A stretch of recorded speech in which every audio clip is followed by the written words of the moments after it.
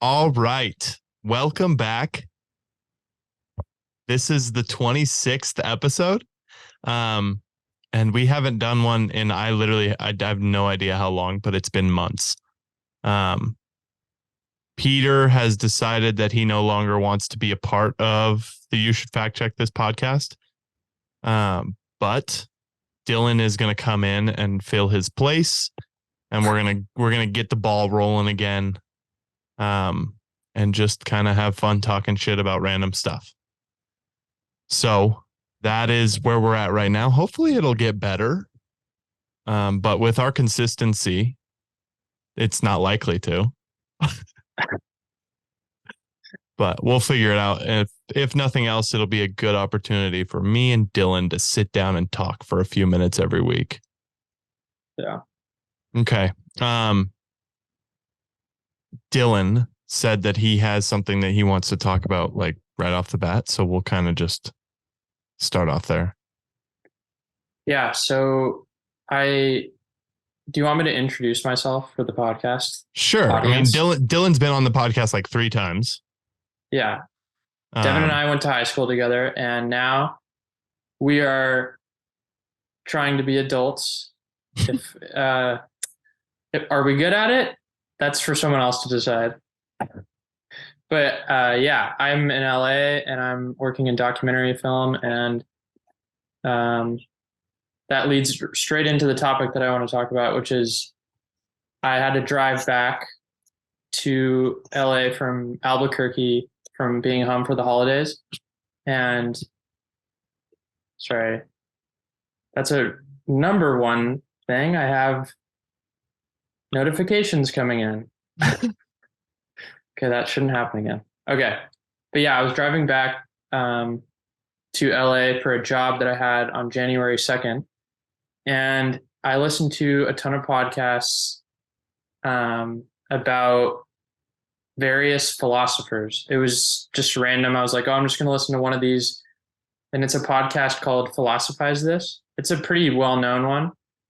And yeah, I just listened to a couple that I thought were really interesting about basically where art is going, and what art is going to look like in the next 20 to 50 years. And the fact that we can basically replicate pieces of art and call them new pieces of art. Like, for instance, like this whole thing with AI creating art. Like what is art anymore? And that's kind of like the topic I was like, oh, that'd be interesting to really talk about.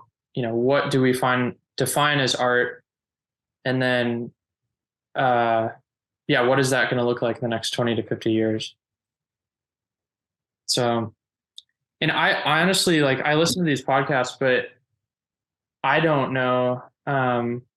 There's a philosopher called Walter Benjamin, but his last name is Benjamin because he's from Germany. Benjamin. Benjamin. Yeah. And I was supposed to read this article before we went on the podcast today. Let me see what it's called. If anyone wants to read it, looks really interesting, but it's called the work of art in the age of its technological reproducibility. So yeah, it's just like the topic. It's what I wanted to read about before getting on, but I ran out of time. But yeah, he just talks about, like, look, we went from the novel in the early 20th century.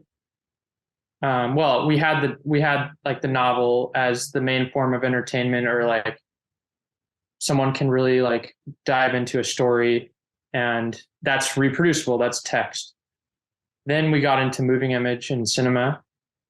And that was like mass produced. You could like take a film and you could print it and then show it in different locations of the world. And now we have like art that,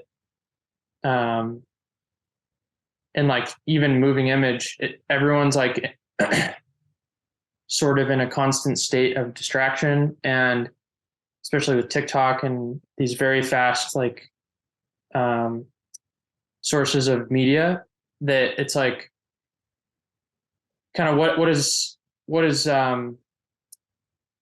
art and media going to look like in the near future. And yeah, I guess I don't know. I'll stop talking. Well, But what are your thoughts? Like, what do you think 20, 50 years from now, what do you think art will look like? What's going to be different about it? I don't know. I was thinking about it while I was driving, like listening to the podcast, um, and just how quickly things have changed technologically in the last 20 years. I could see, um, and working on different projects, I could see art becoming like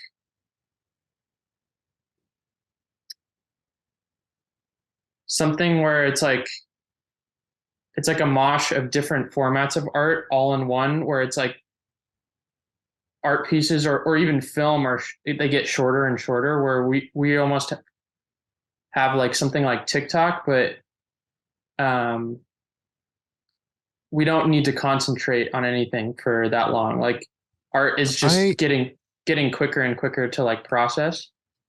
Um, I would that's what I think I don't maybe know. you could constitute the quickness, like some stuff that's quicker, like there are advertisements that are art, right? Like there's some fantastic advertisements that you'll consume for like a couple of seconds that are like really well done pieces of art.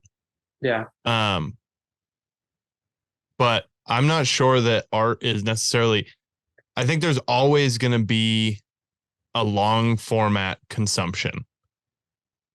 Um, because like we're inherently drawn to story Mhm. as people, I think. And when you reduce the time frame so drastically, it's so much more difficult to get a story across. Mhm. Um, at least like any sort of fulfilling story, you know? I think that like probably, 4 or 5 minutes, like you can get a story across, but the complexity of that story is not very high. You know what I mean? Um, Yeah.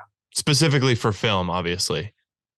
But like other art, I think has always been, it's always been, you've always been able to consume it at whatever pace you want. So if it's like traditional art, lots of people won't ever take a second look at a piece of art, even if it's a famous work of art, right? Like a lot of this is something that's very nuanced in whether or not you actually enjoy the art. And then a lot of it is, some of it is built in um like ego and corruption, I think, because people just pander and talk about art for no fucking reason when it's a piece of shit. Mhm. Um and it's like the art doesn't actually mean anything. It could have been part of like a drug sale where they just wanted to kind of verify or make a really large payment look like it was something legitimate when it wasn't. Um, but I'm not sure that, I think that all of these things just give us new abilities to create story in different ways. I'm not sure the timeline changes too much in our consumption. Obviously, kids consume things really quickly, but like things like TikTok. I was listening to the All In podcast this morning, and they were talking about how I I think TikTok is probably going to get banned in the US. Um, and one of the guys, David Freeberg, was like, "Do you think that they'll actually be able to do that? Because there's so many people that are always on TikTok, Mhm. right? But TikTok isn't necessarily a place where you actually build like connections with creators. It is a place where they curate content that was made by anybody for what you like, right? And if another, like, YouTube Shorts has already replicated that, Instagram Reels has already replicated that, but on YouTube and on Instagram, you have an area where you can look at the people that you're following specifically. And you can do that on TikTok, but I don't think it's the same.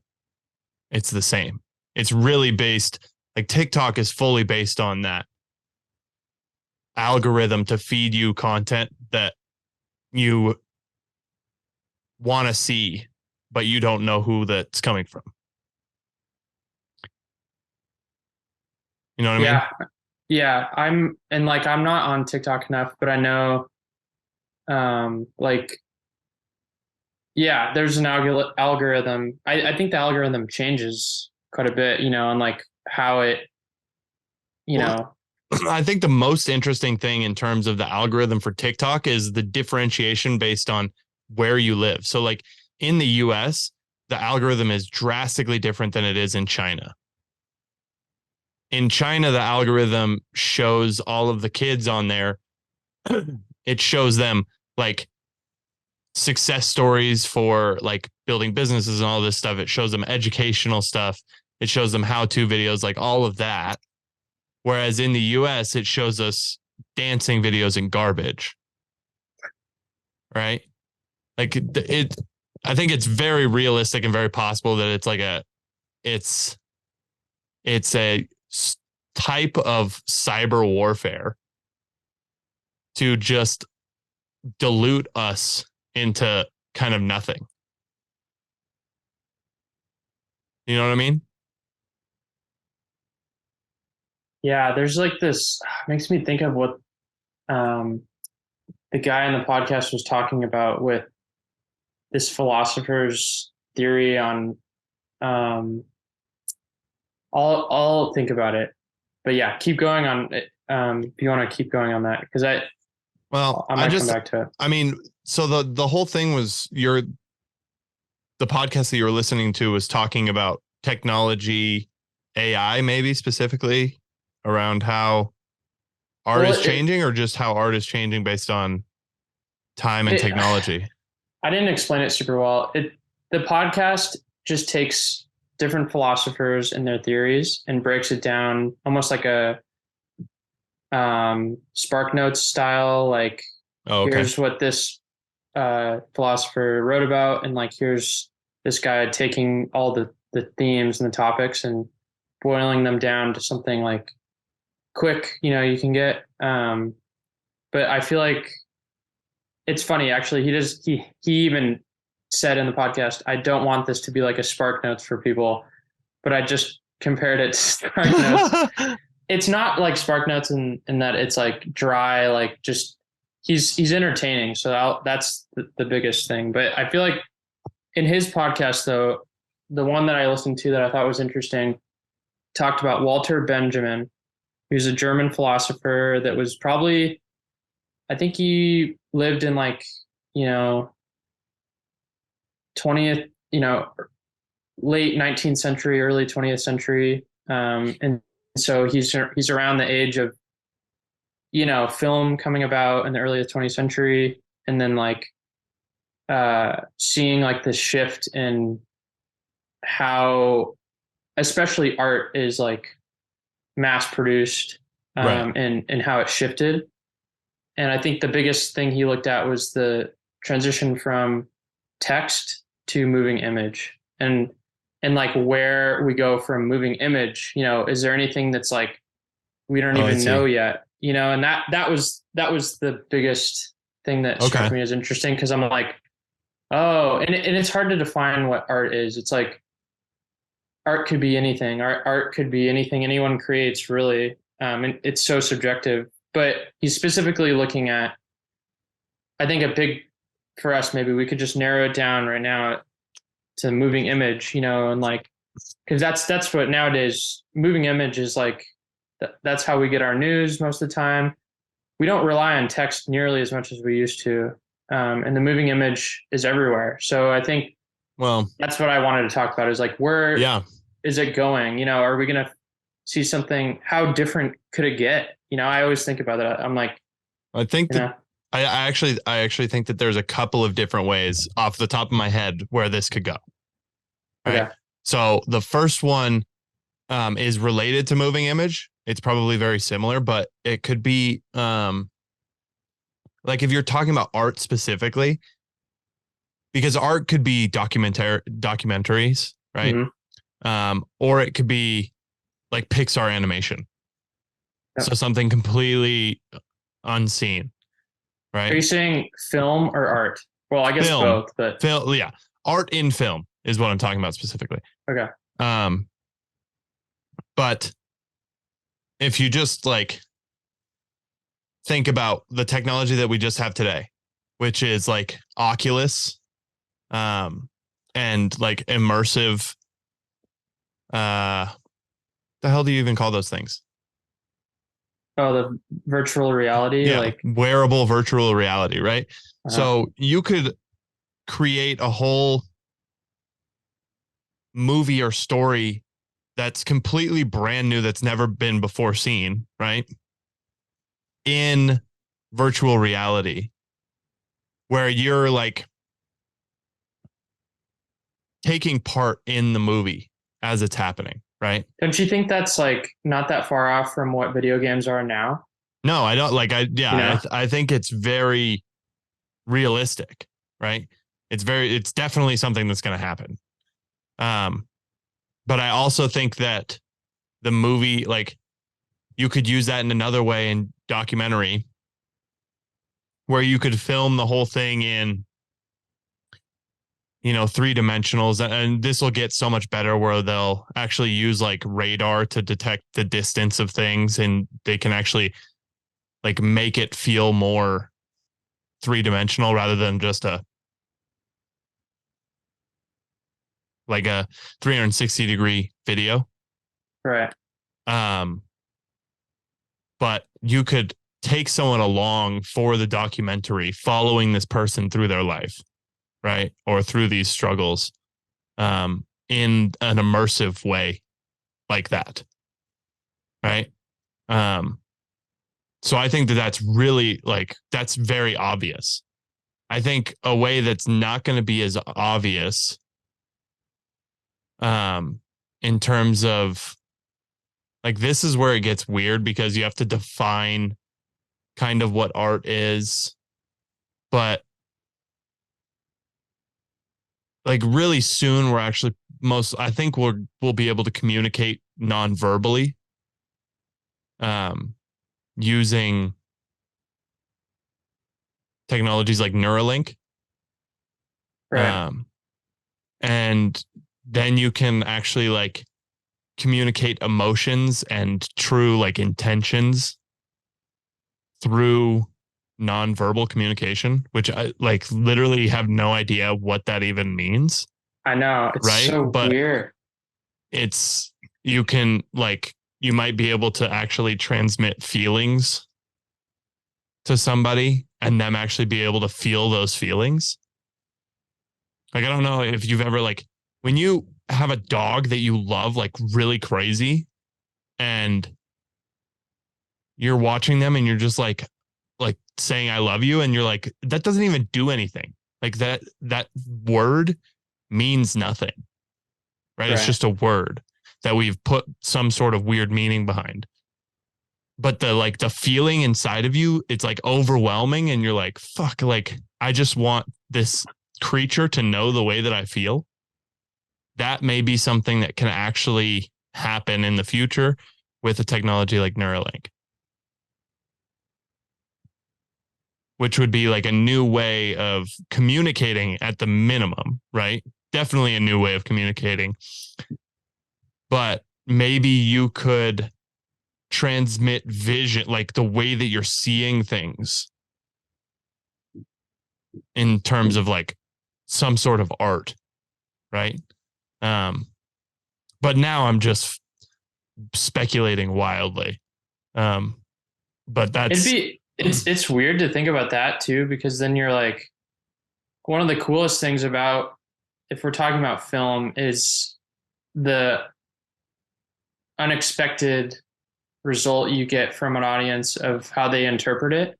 And so, and like your intention, um, it's like if you were able to communicate an emotion exactly the way you wanted it to someone Right. via this new technology, I wonder if, like, number one, would that get rid of, would that make it the same art? Because there's so much of film is the subjectivity of like each person has their own background, own experience that they bring to the table. And that affects, that's like what can really actually make someone connect with the movie more than someone else. And then Yeah. two, it's like, I wonder if, even if that was possible, it's like, would that person, would that emotion still even be felt this? I don't think it would be felt the same way as the person sitting next to you anyway. Even if some director could be like, oh, I want someone to feel sad right here. And instead of like, if we had like Neuralink, like Actually things, transmit sadness to people. yeah, and like on the screen, it like transmitted that, like that form of sadness would still, I think, be subjective due to the experience of each person being different. Yeah. Isn't that weird? Yeah, no, I mean, that's definite, like the things that you've gone through in your life kind of change your connection to sadness and to happiness and to all of those different emotions. So even if you're transmitting a feeling that you feel, you're feeling that feeling differently than others. Yeah. Damn. Yeah. Isn't that weird? Because it still might not even, because I feel like there was even more of a, like with the progression of film, it's like films used to, for instance, not have sound. Right. They only had, and like, you know, the, I would say like, and this is also, so much of this is subjective, but like film, I'd say a huge, if not the most important aspect, is to create obviously an experience for someone, but also to evoke emotion. I think that's like probably the most important thing. But and so like with sound and music getting more advanced after silent picture, that sound and music was used to enhance the story, which in turn enhanced the emotion that the audience was feeling. So it's like no matter what, it seems like in the end, I don't know if there will really ever be a world where we can evoke the exact same or have someone feel something and the next person sitting next to them have them feel the exact same thing. I think it's like such a hard thing to think about. I mean, maybe it's possible, but I think there's just so much. I think for it's one, the human experience that we can't really like. Yeah. For one, we have no idea how any of that would ever function. Yeah. Right. It sounds insane for that to even be a possibility. Yeah. But they're saying that you would be able to literally like change your emotions. Like once it gets to that point, you'd have the Neuralink in, you'd have your app, and you could just change your emotion. Which that's I don't know what that means. Like I don't know, how does your life work if you can just change your emotion? Yeah, and also like there has to be major consequences of like always changing. Like say you go through a series of really terrible things, like you're going through your day and you're like starting to feel sad, and then you switch, you're like, well, I want to feel neutral right now, or like content, or Well, I want to feel happy, but then something that's out of anyone's control happens to you, and naturally emotions past sadness. It comes to fear and anger and like multiple emotions. How do you, it's like so weird to think, how could you switch your Yeah, and emotion? it's almost like we're already doing that to an extent. You know what I mean? Like when people are sad or depressed or, you know, you go to a different vice based on a different feeling. Yeah, no, that's a Um, really good point. so like a lot of people, if they're depressed or sad or whatever, will just go to like social media, Mhm. depending on who you are, maybe to a friend, maybe to a family member, depends on who you are, but you'll go and find whatever your vice is that's kind of your adjustment to the steady state, right? Like Yeah. trying to get back to that steady state emotion. And I think it's probably the same for like happiness and like joy. Um, I think there's almost like an inherent pull towards being at your steady state. So when you get like super excited, you your brain is already looking for ways to like bring you back down. You know what I mean? Like you can be happy, you can be like excited about things, but if your steady state isn't like I'm always happy all the time, then your brain's going to be like, all right, where's the next shoe going to drop? Do you think that's normal, or is that more of something that is like a habit for someone? Like it, because that, I guess there Well, are I varying think degrees to that. It could become really unhealthy. That I feel like that's someone that's like a, like if someone did that a lot, I feel like that would not be normal, That feels yeah. more like you're always thinking the worst. That's what that feels like, maybe. But maybe not. Maybe you're I don't know that you're always feeling the worst. I just think that like obviously this is going to vary person to person. Like if someone's really depressed and they have a burst of joy and happiness, I think their body is going to quickly try and mute that because it's like a foreign feeling almost. Um, so yeah, they're you're saying like the kind of, what's it called? What's the state of your body when what's that term called when you're, like flow state, not flow, huh? no, it's like, That's what I was it's, trying to like the steady state is what I was trying to yes, I know kind what of you're saying now. Yeah. yeah. So like It's like, you've got your steady state here, you've got depression, yeah, yeah, sadness, happiness, joy, right? In these whatever, wherever they yeah, fall. And your body is kind of hovering wherever you are. Like if you're depressed, you're down here. If you're happy, you're like if you're always happy, you're up here. Right. yeah, So wherever you are, like if you're someone who's always happy and you get a jolt of depression or sadness, your body's going to want to go back up to the happiness, right? Like it works both ways. It's not like always trying to pull you down. yeah. It's that neutral state. What Yeah. the hell is that called? It's like I think it's probably, it may be an energy thing more than anything because your body is trying to be efficient. Um, and in those states, you're less efficient when you're in a different state. But maybe, I mean, I'm I just wildly looked. spec. I was typing fast and I looked up neural state of your hosey. Oh man, and Of it your just hosey. hosey instead of body. I was trying to look up neutral state of your body just to see if because there's a term that you will be like, oh yeah, it's, I'll think of it. It's oh god, I'll think of it. I can't. I think steady state or neutral state works Yeah, well it's for right fine. now. It works fine. Um, Anyway, I don't even like legitimately have no idea how we got to what we were just talking about. But well, it's because we were oh, we were talking talking about about Neuralink and being able to and like change your emotion. emotions. That's actually crazy because um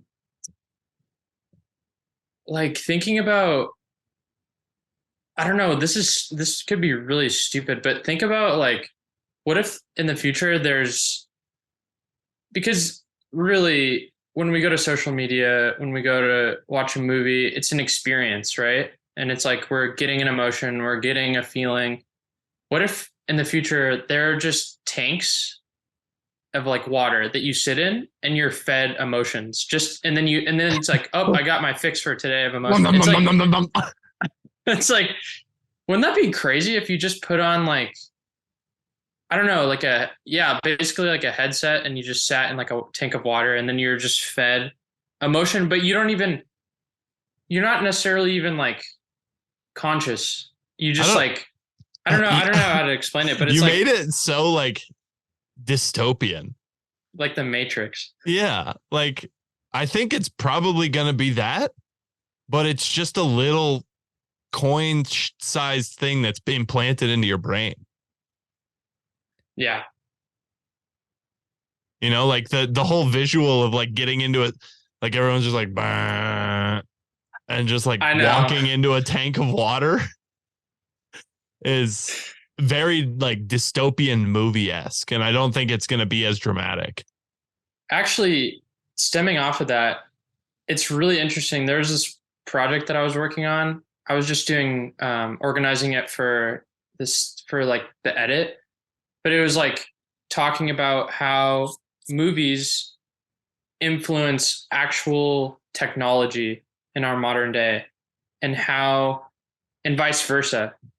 So, for instance, there's a new show basically about virtual reality, and how people are able to almost, it's like sort of like Avatar, where you're able to put on this headset and you're kind of like an avatar in this other world.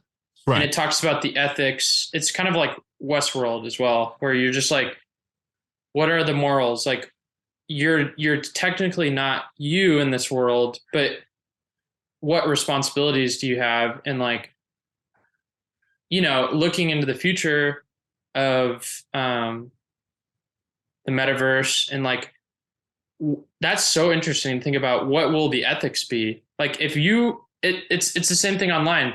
Look at all the hate speech that comes from online, because people wouldn't say that in person as much, but they can behind these pseudonymous, essentially avatars, but they're not like bodies, obviously, but they're like, people are able to like more comfortably like say or do things that are maybe like in their head they would never do if somebody were watching them face to face. And I think it's like thinking about that for a metaverse situation, where it's like, what if we had like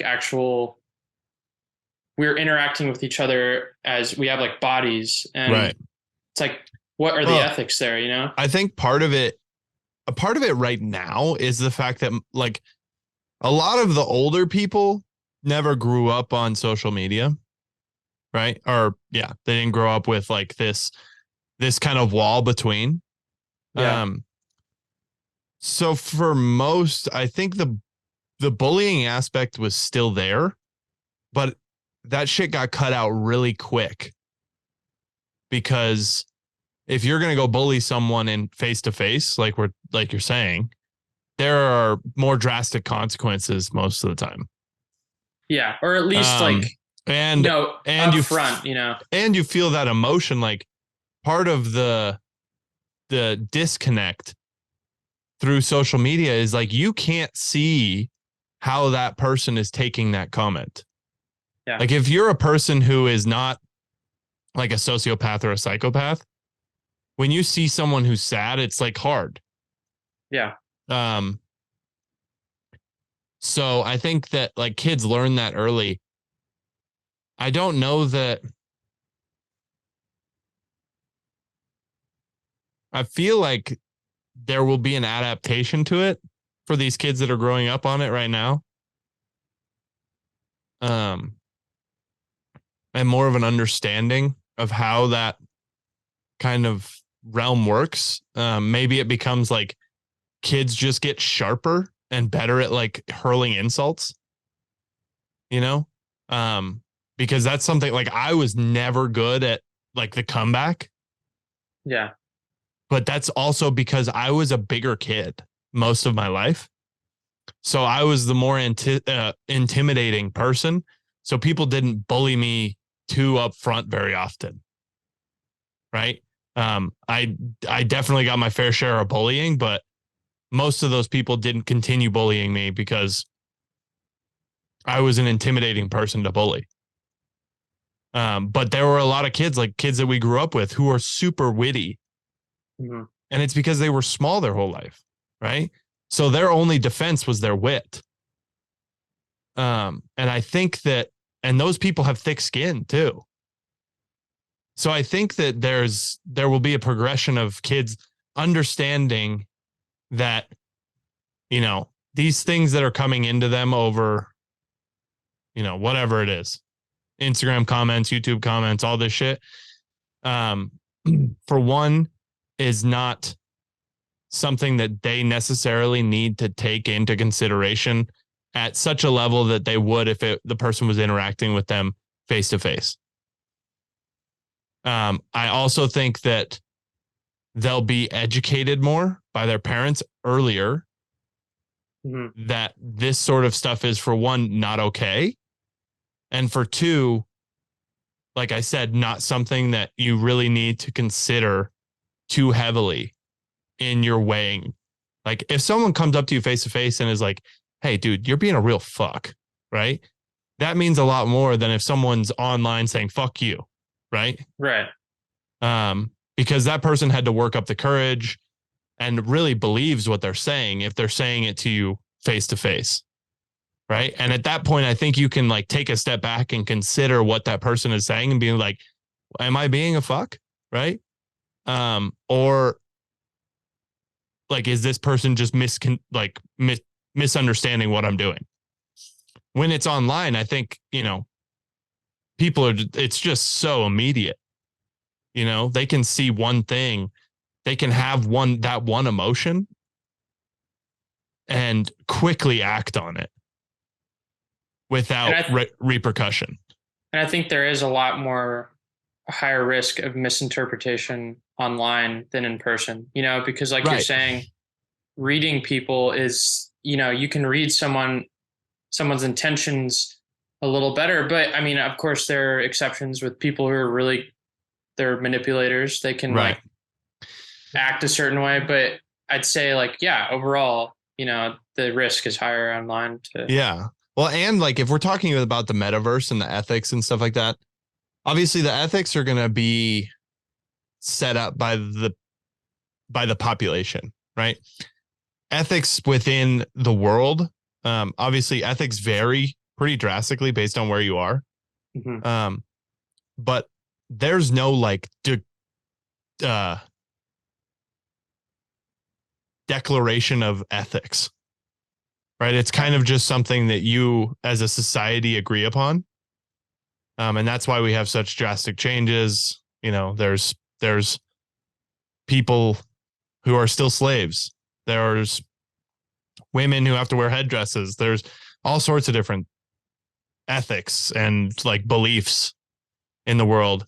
So it's going to be kind of set up by the people, the majority of people that are there.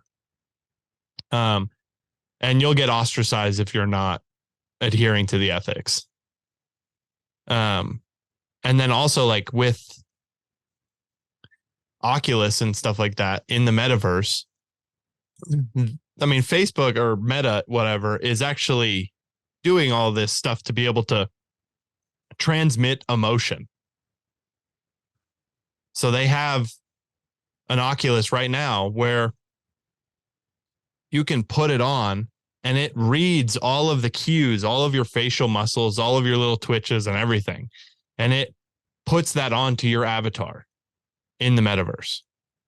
And they're also making it so that you're actually looking into the person's eyes rather than like right now, I'm looking at the screen of you and you're looking at the screen of me. So we're not looking each other in the eyes. Right. They're changing that to where you're looking is actually going to be the eyes of the person that you're talking to. Right. So you can actually get that emotional connection through a screen, essentially. So I think that will change a lot because, like we talked about, all of it is based on those emotional cues and the way that the person takes the information. And I think it'll become easier and easier to do through technology. That's so weird to think about. Yeah, I just like, you know, I thought that project was so cool. Um, the film project, I think it was a series that somebody was trying to develop. I don't know what the progress is, but of how um, movies impact technology and then how technology impact movies and like how closely aligned some of it actually is. Like when you see um, a world like Westworld, it's like, I guess we're not going to be in the metaverse. We're not going to be in like, physical bodies, but they're avatars that are like, I guess I don't really know, are like they're obviously virtual. Right. So it's like weird to think though about, it's like at the same time though, do you think that it could actually unite us as a world better? Do you think? I don't know. I think the main problem with uniting is we're so bred to unite based on a common enemy. Um, and I'm not sure necessarily how long that would take biologically to get out of. And I don't think like it's not like we're helping it. We're not like working really towards removing that biological instinct. Like right now, especially like here in the US, most people like find a party line, right? Mm-hmm. Or a sports team, right? So we're bred to find a smaller niche group where we feel protected and we feel that we can protect others against the outside influence, right? So if we were going to bring everybody together, we would need an outside influence, especially if we're going to bring together the world, right? So, like, obviously, you see it in movies where you have aliens or whatever, and the whole world kind of unites to defeat the enemy. The speed at which you would probably just go back to what you were at is probably insane, just because, with like we talked about, it's a steady state thing. You need to find that common enemy to feel like you're a part of something. So, But do you I'm think that is that like, I don't know if that's the only thing that is going to unite people as a common enemy. That's probably something that will, maybe the quickest it will unite people, but I don't know if, like, I think there are sub factors of like interest, similar interests, similar. well, that's exactly that is what we unite on currently, right? Yeah. Like we don't unite based on. It's not like we're just like, all right, you, and you. You're on my team. You know, Right. we're talking to people, we're gauging who they are and what their Mm-hmm. ethics are and what their beliefs are, what they like to do, all of that stuff.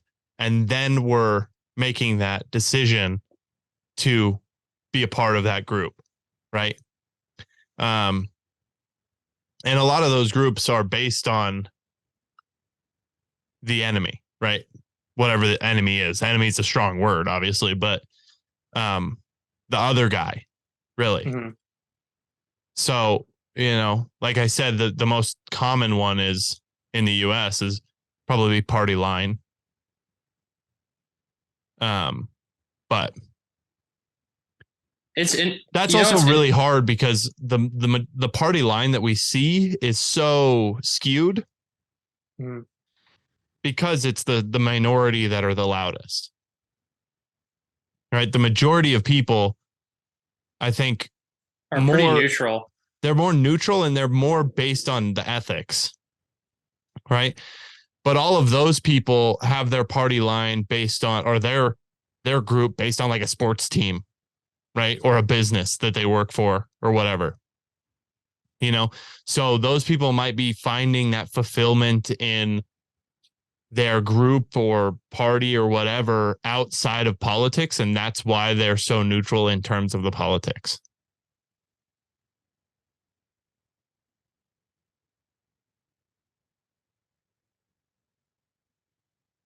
Yeah, and like I'm going back to this concept of the network state, and that guy Balaji, he's like a big.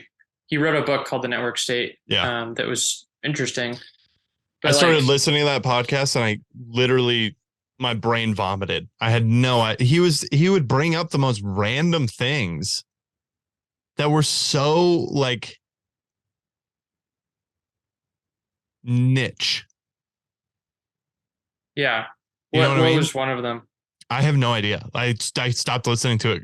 Maybe it was because I was just exhausted or something. I have no idea what it Yeah, was, but I was trying to listen to that and I was like, why are you bringing up these like super minute detail? Like the guy's super smart. I've listened to him on another podcast and he's ridiculously well read, understands things crazy well, but the quickness of the jumps from thing to thing with the detail yeah, and like small like there's a small group that understands a lot of the different things that he was talking about. yeah. Which I am not one of them. My opinion on him is like I don't know enough about the like his book. I've never even read the book. I've just listened to podcasts. I've listened to an interview with him, and but the thing that was interesting that he talked about was like he envisions this world in which it's a little different from the meta. Well, I guess it could be aligned with the metaverse, but the current way we operate on economic level, on a societal level, has been the way we've operated for over a century at least, and more. Just like is I guess, for example, in the U.S. But he was like, well, can you envision a world in which uh, we have you have basically an ID or like a name that's not your actual name, but it's called a crypto name, and it's what you'd use um, basically in this. It's through his book, but it's in this new world of like cryptocurrency and DeFi. yeah, like basically you'd have a crypto name that you'd associate with, and then you'd associate with the various cryptocurrency like Ethereum or I can't remember the other cryptocurrency, or like Bitcoin or like others. And instead of like you being perceived based off of your race or your gender or your physical appearance, you're being judged on other things. And like you're not necessarily judged on where you come Like the from. holdings that you have in your crypto wallet. Well, I think he was more just saying like, and this is just like, oh, this is just him thinking. And I was like, God, I've never heard someone talk about a world like that of like a slip, but it's similar to this metaverse concept of like having an alternate identity in this virtual slash world, world that's not reality, where you're basically, that's why I'm saying like, is there a possibility that in some ways it, something like a metaverse could unite different groups of people because you're not judging based off of where you come from, like race, Well, gender, like which are big issues in today's society that often create these rifts. It's like, could that, yeah. obviously Well, it'd come with major other issues, but it's like it's interesting to think about that stuff. you'll find different groups. Yeah. That's for certain, right? but it'll probably be some sort of subgroup that you were already a part of. I think, because you may be getting together in your group based on party line, right? But then in that group, you're going to have a subgroup of people who have the similar ethics to you, right? Or similar sporting views or whatever it is, right? Or, appearance views. You'll get into your party line and then you'll have the attractive people here. You'll have the less attractive people here. You'll have the black people here. You'll have the white people here, whatever.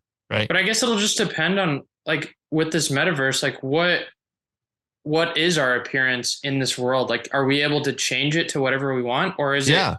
So it's like you could be yourself. You could have a uploaded version of yourself. You could be a fucking donkey. You could be a T-Rex. You could be whatever the hell you want to be. You could be a rock, right? But it will be. I think you're probably right in that. Like, it'll be a more intellectual connection than appearance based, right? Like, but intellectual is like a stretch, I think, for a lot of it. Like, most of it will probably be like based on what games you play. Well, at first, but think about like, God, can you imagine, like, if this keeps going, there's always good and bad to all these things. It's like what I'm highlighting is like the potential good of like, oh, could this help with issues with societal rifts and like us versus them mentality with just your appearance, because that's historically, unfortunately, it's just like there is rift on appearance, where you come from and stuff like that. And I don't, it's not inherently unfortunate, right? Inherently, it's based on, safety. It's biological. Right, yeah. We judge people in order to, it's how we protect ourselves as humans. We're like, okay, we read this person, are they trustworthy? Yeah. So yeah, I guess, but I'm saying, I guess I'm looking at the negative societal effects of that, which I'm saying, wow, there's a world in which could those, issues be broken down and they're not super, those issues aren't super apparent anymore. But then interesting. But then the flip side to that is that in a world in which, like, the metaverse, you don't have anything. It's like, it's weird to think, like, who the hell is everyone anymore? Like, I guess that defeats the whole.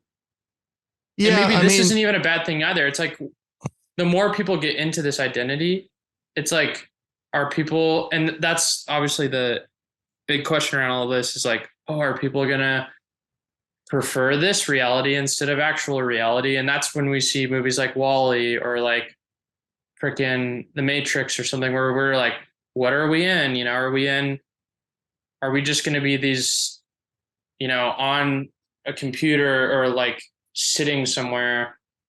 Whatever. I guess The Matrix isn't the best example, but WALL-E's a good example where, you know what I'm saying? Where it's like, are we going to be these just fat, our bodies are just disintegrating while we're living in a different reality that may be better.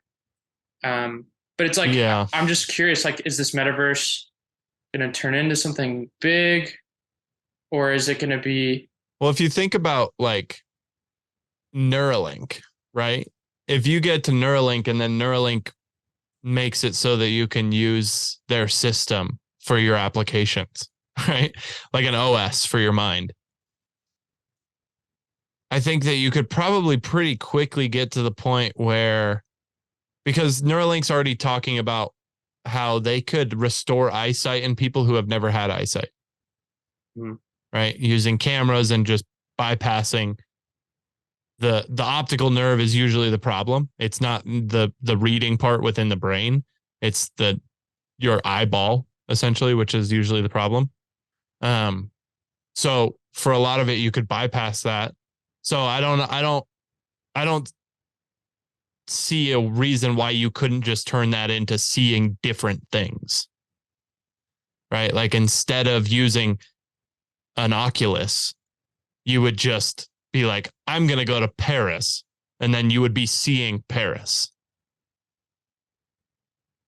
So I think that using something like that, you could very easily get to the point where you're just in other places. Mm-hmm. And that gets you to think like, how long is it until Neuralink, something with that sophisticated of connection to your brain, is able to map the brain to the point where you can upload it? What? Oh, you mean like upload your consciousness? Yeah. And then you can like store it. Are you talking about transhumanism? Yeah. So I mean, really, like all you are is just a Yeah. collection of your thoughts and the things that you've been through. Yeah. If you can distill all of that down, and I don't think it's as drastic as people like, I don't think it's, we have so many things that we've been through, but your brain is constantly purging information that you have no need for. Mm-hmm. So I'm not sure that it would be as difficult as, I mean, obviously it's fucking insanely hard, but Well, people are working on it. It's not like oh yeah. it's not like it's close. It's just there is a whole sector of science called transhumanism and trying to transport that consciousness. But the biggest downfall of humans is kind of our flesh, right? Our physical bodies. Yeah. They're so different. I mean, our brains are very different too, but like our bodies are so, like, we're so weak compared to other animals. Well, I mean, it depends, I guess, because like think about how the lifespan of other animals, like they don't survive nearly as long as humans. Oh yeah, totally. But that's part, yeah, there's a lot of different. I agree. Because I feel like, the human body, I guess you can compare it to more like, I mean, the only thing that really outlives humans, and they're not even like, it's like organisms and like Sea turtles. viruses and like, huh? Sea turtles. I guess, yeah, some animals, but in general, like animals, it's only a select few animals that really outlive humans, right?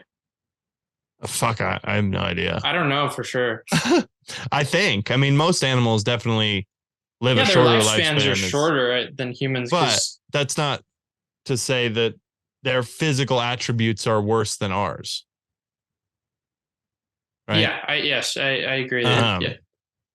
And part of it, like, I don't know exactly how all this would work, obviously, but you'd obviously need some people to stay behind and take care of the servers.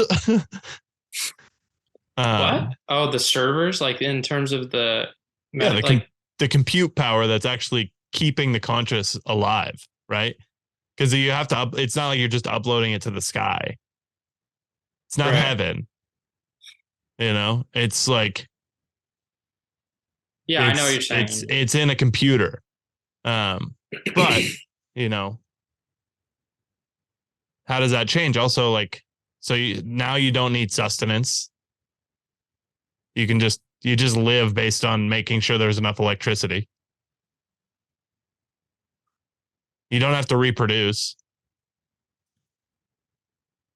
I don't know if those urges disappear with your body, but I know it's like just. I think that's just so, because they made a movie about it called Transcendence with Johnny Depp, and he like uploads his consciousness to a machine after he dies.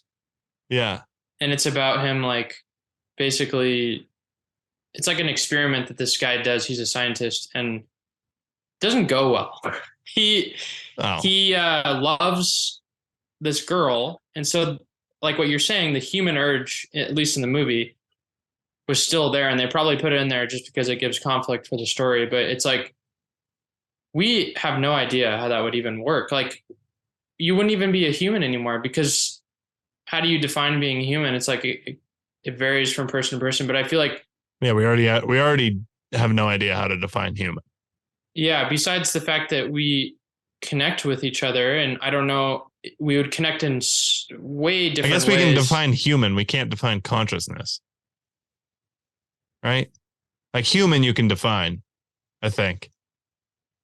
I mean, yeah, you can define human as like a being that is able to, and it even gets kind of, I mean, in my opinion, maybe we're just way off in terms of, guys, we went to Welcome to the we You went to Should Fact college, we Check This promise. podcast. We did go to college, Who but gives a damn about college? yeah, that's true. But I mean, yeah, I feel like humans, you can define it as a being that is able to like think and have a conscious awareness of who they are, a human versus an animal, and Right. able to have the choice and the action or the ability to act upon that choice freely as opposed to instinct. Yeah, but even that is like questionable. Right? Like there's a whole school of thought around fuck, I don't remember what it's called, but it's just the idea that you're not actually making any decisions. Oh, is this free will versus like fate? Yeah, kind of. But it's not even necessarily fate. It's just like, I guess it's somewhat fate, but it's the same thing that we talked about with Austin, but like everybody was born into a certain situation. In that situation, they were given options. From those options, they learned to make decisions based on those options. And then continually, you're making decisions based on your prior experiences. So, like, given any certain situation, if I was you and you were me, we would make the same decisions because we were the same, like, just because you grew up in that pattern. Yeah, which I know. I remember we talked. But I don't know. Crazy. I don't know that makes it not free will, right? Because it still makes it. You still had to go through the things that you went through to make those decisions. Like, no two people are going to make the same decisions based on the same information, really. So it's like a free will adjacent, maybe. I mean, free will versus fate again. It's such a hard concept to even get into because. Yeah. Well, for one, we have no idea what we're talking about. Yeah, we don't. That's the number one. I'm going to be honest. I've thought about free will more than any person ever. So I'm the most qualified to talk about free will. No, I'm the second most qualified. This is now the free will podcast. Okay. Do you want to get into like a little bit of business stuff, like financial stuff before we check off? Because it's already been like an hour probably. Yeah. I might have to go in like, let's say 15 minutes. Yeah, that's fine. Okay. We don't need to go much longer than that. So there's been quite a few things that have happened since we stopped recording the podcast. Might not know anything, so let's see.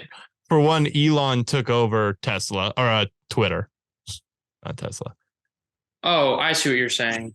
Yeah. We've got a good chunk of time, so the chances of me knowing some stuff are much higher now. Elon took over Tesla. The Ukraine war is still happening, so that's something. And the other biggest story that I can think of right now is Sam Bankman-Fried and FTX. And what's going on with, the political, we could talk about, let's not do the political stuff. Yeah. We're talking about I don't know. I mean, what are your thoughts? Like, your 1 minute summary of what your thoughts are on Elon buying Twitter. God, I am so not knowledgeable on all this stuff. With like, I mean, the only thing I could say is that, and my dad and I talked about this. Twitter was apparently getting dangerously narrowed down to one point of view, where a lot of political parties and individuals were trying to shift the narrative of, across the board, really try and make it more one-sided than free speech. And Elon apparently wanted to, take over and say, look, we have to keep Twitter as much free speech space as possible, because nothing's more dangerous than quickly sliding into a very controlled state of, controlling free speech. Right. It quickly can turn from a democracy into whatever, I mean, like it's authoritarian like style government. It's a really great way to control the way people think, is by controlling speech. If you read 1984, it's a book essentially about the way speech can completely co-opt people's ability to think. And I was listening to, Brett Weinstein? The neuroscientist. He's a biologist. You might be thinking about Andrew Huberman. Oh, maybe, yeah. But I was listening to Brett Weinstein on the Joe Rogan podcast. I did listen to one of his podcasts. Yeah. But he was recently on Joe Rogan podcast, and he talked about Elon taking over Twitter. And he had an interesting take that I hadn't considered, probably because I'm a Luddite, but you're a what? A Luddite. What is that? Honestly, I don't know fully, but I think it's just kind of like a moron. A Luddite? Yeah, a Luddite. What is this, a new term that came out of social media? Luddite. Luddites were Luddite. Organization of English textile workers in the 19th, who formed a radical fraction which destroyed textile machinery. I have no idea what it means. I may have used that completely wrong, but essentially what he said regarding this was there was like a club, kind of, that all the social medias were on the same page, right? The government is allowed to infiltrate. They get to regulate things based on what they want, right? They're all in this agreement, and they're all doing this simultaneously across different platforms. Essentially what Elon is doing is he's coming in and breaking that back, right? If everyone's on the same page, then it's really easy to throw out that all of this is conspiracy, right? That the government is infiltrating all of this. It's all conspiracy. And more than that, it's not okay, right? If everyone's doing it, then it quickly becomes whatever. It's okay, Elon has come in, and I'm probably botching the way that he described this completely, but Elon has come in, and he's the black sheep of the social media platforms, who is willing to say, fuck you to the government. We're not going to do that because free speech is more important. And with the hopes that him breaking that back will allow other social media companies to follow suit. So that's kind of maybe top level what he was saying, Brett Weinstein. But I thought it was an interesting perspective on essentially like how the social medias interact, like all of them combined. because they're all kind of in this working relationship with the government. And, Tesla's come out with all of these, like the Twitter files and all this shit that's just exposing all of this corruption and conspiracy that is true. So I don't know. I think he's doing a great service. And I think that he's taking a lot of shit for it because I think a lot of people that are in power are scared about what it means for their power to influence. Mm-hmm. So, well, yeah, and like it's easy to. I mean, I feel like all the time now we're always like, well, I don't know enough to have an opinion on this, and I do that a lot because I'm. Well, it's but great. I really, you shouldn't have an opinion on everything. yeah, I mean, But I genuinely we're doing a podcast and we're going to talk stupid shit about anything that we can. well, but I genuinely don't know enough about what is going on with Twitter and Elon Musk to be like, oh, like all I know is like, yeah, that conversation I had with my dad, and I really have not been following it that much besides like, seeing the news, which oftentimes is bashing on Elon Musk.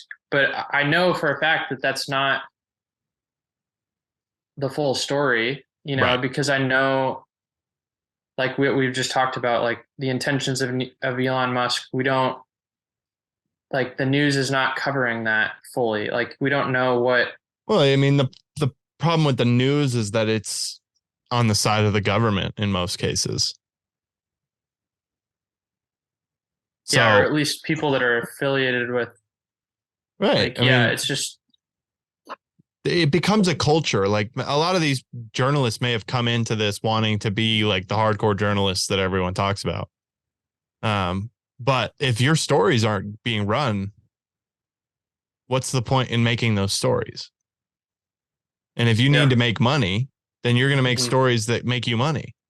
Like it's not necessarily their fault, but the people that are running these companies that make the decisions, there's just so much corruption. But yeah, that's why, I mean, we talked about it already, but having local journalists and smaller papers, that's a big check and balance that we are missing, because there's a bunch of holes around, especially the US, of it's just these like these bigger news corporations, that again, like it's not like bad people are working there. It's really hard.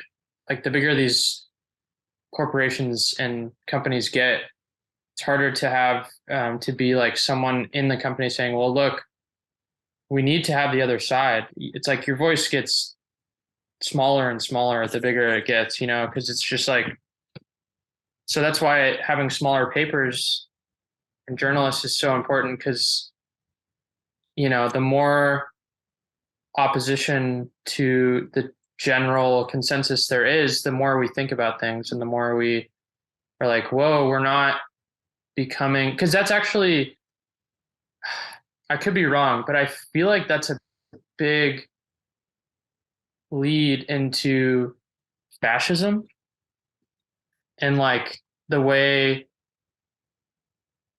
people think, because especially in our society and the way we are almost like,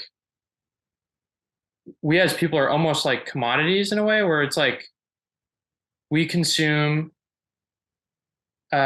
social media, we consume tons of stuff, and then we also present ourselves on social media as like likable, and like we're essentially living in this like world that if it's too controlled by one party or one group, then it,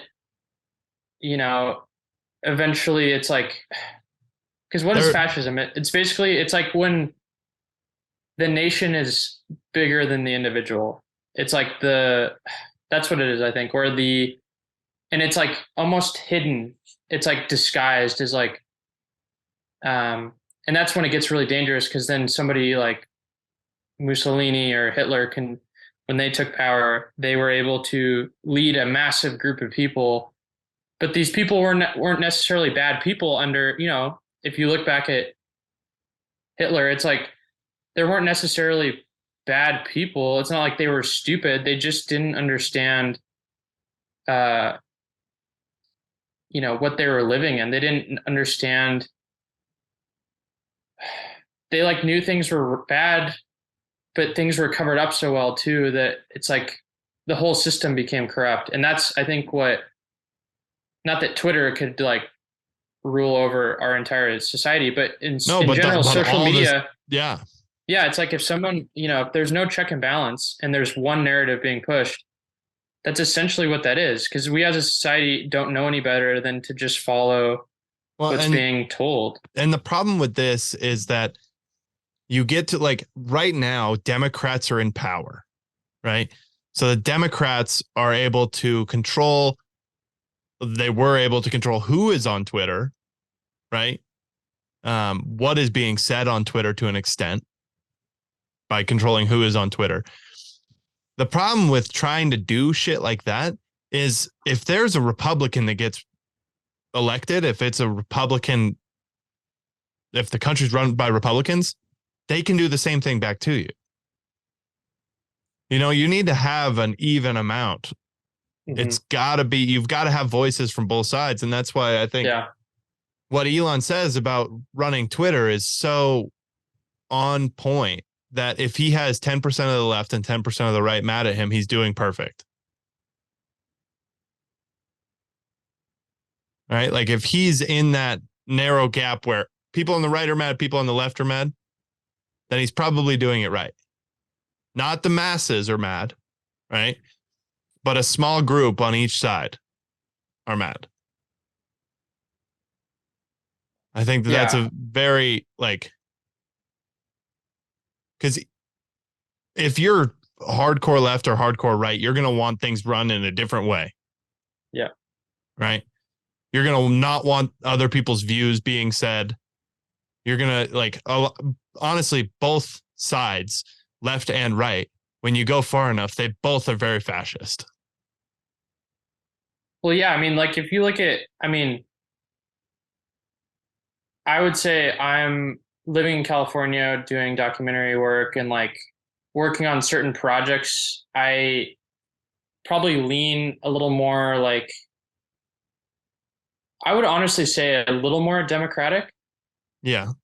But I know with the Democratic Party, it started out, isn't it true that when Abraham Lincoln was running for president, he ran against the Democratic Party? I don't think he was in the Democratic Party. What was it? It was like the Democratic Party, I think, was... Yeah, the party lines changed. It started out very different than what it is today. And it's the same for the Republican Party. Well, like the what is it called? The NAACP, something like that. I could be getting that very wrong. But they were actually, and they were Democratic, they were advocating for Nazis to be able to say what they want to say because they believed in free speech to that extent. Well, wait, the NAACP... Like I said, I could have gotten that very wrong. I think that's one thing, but I think you're thinking of a different thing because that's the National African American... Yeah, that's not what... it's yeah, I know you're talking about. I don't think it's that, because I don't know exactly what it was, but it was one of those organizations, and they were left leaning, they were Democratic, and they believed that they should be able to say what they want to say because that's free speech, and free speech is important to the United States. And at some point, that switched. However, I think the majority of people in the middle believe in free speech because that's kind of what, that's what we're founded on. That is the United States. And then if you go to, like I said, you go on both sides to the far enough, you're going to find people that don't want other people to speak. Hold on, before we keep going, I want to correct myself. I freaking said, okay, we're talking about, well, whatever you're talking about. Hmm. Oh, this is super interesting. Well, the NAACP has been around since 1909, National Association for the Advancement of Colored People. So, and that was W.E.B. Du Bois, which I learned about him in school a lot. He was an African American, like, uh, sociologist, probably like, he was in psychology, but he really wrote a lot about like the African American experience. But um, so I don't think I'm trying to think what you're talking about because I feel like I know. Um, it's not that. It's probably not that, right? I honestly I don't know. That's why this podcast is named You Should Fact Check This, because we're morons. I'm a moron at least. Well, And I'm just gonna spew things that I think I remember, and they're likely gonna be wrong. yeah, I just called. I want to correct myself. It's ACLU, the ACLU. yeah, it's stuff. I knew you were talking about something else. It was not that ACLU, and I don't know what that is. It's the American Civil Liberties Union. Oh. Yeah, so you're talking about ACLU, and then we weren't talking about NAACP, which actually you should look into W.E.B. Du Bois. He's like some of these people who write about the experience of groups of people are so like it's so interesting to read, like because they're very. I remember learning about him in school, and it was so interesting to learn like um, about the experience of people of color in the U.S. I because it love was like from the early 1900s of I don't know. I thought it was super interesting. Like I that love guy his was name, Du Bois. do you know how you spell it? It's D-U DOIS. yeah, That's sick. the boys. Okay, so Yeah. you're talking about the ace. So it is the ACLU. Okay, You can look it ACLU. up. There's a bunch of stuff. I don't feel like reading it right now, but and they defended the Nazis to march in Stokey, which, like I said, I don't know what the hell any of this is. But you could read about it and you could comment and tell me if I'm a moron or not, which we've already established I am. So I'm also a moron, so I called the NAACP. I said it wrong. well, you So were pretty much right. well, yeah, I knew that's not what you're talking about, but I was like, I can't remember what it stands for exactly. Yeah. All right. Well, I think that should conclude this because this was a pretty long podcast, but it was fun. It was good. Yeah, I enjoyed talking. So if you watched this, thanks. And Yeah, thanks, guys. tune in for episode 27, which we'll see when that comes out. Yeah, Hopefully we'll be able to do these weekly. yeah, we'll see if it works. We're gonna try with It'll our. work. Yeah, we're not gonna. It'll work hope. from us. Like we'll figure out how to do this. But whether or not it works on social media, like if people give a shit, is yet to be seen. Yeah, and we also need to. I mean, I think the topic was good today. I think we can come up with some. Some other topics. Maybe if we create a docket and we kind of like bring topics together and then we can talk about them.